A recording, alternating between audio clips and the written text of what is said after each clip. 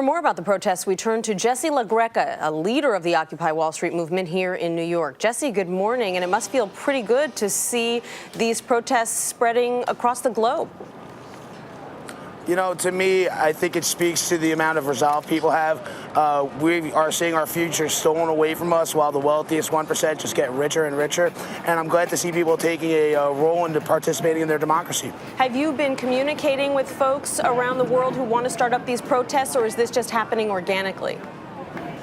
It's happening very organically. I mean, there is communication through Twitter, through Facebook, through social media, and, you know, just through friends who are concerned with each other.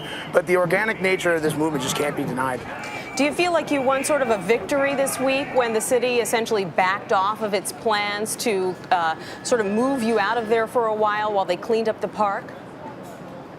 Oh, certainly. I mean, we have actually our own volunteer cleaning crew, so we've been doing the best we can to maintain the sanitation in the area.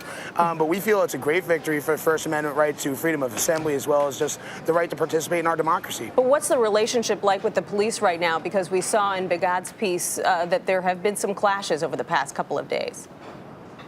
You know, actually, the relationship with the NYPD has been tremendous. I think they've been doing an excellent job of protecting us, and we've been doing as much as we can to, you know, facilitate them in their protecting us. This is a peaceful occupation of a public place. We're glad to have our voices heard, and we encourage people to support the NYPD because they're really here to help us. By now, you've heard the criticism, of course, that you don't have a purpose. We heard one man saying, we're not going to leave until we get what we want. What do you want? Well, I think it's pretty obvious. I mean, you see all the overarching conversations that we're having right now, but they all tie in together. That corporate greed has just trashed our economy. That lawlessness of the very wealthiest 1% has just put all of our lives at risk. So it's not really the demands we should be discussing right now. It's the grievances. It's almost like giving a diagnosis to a patient when you haven't quite figured out what he's sick of. We need to talk about what we're sick of first, and then we can start talking about demands. You've probably also heard the accusations that you're getting money from wealthy donors or from unions. Anything to that?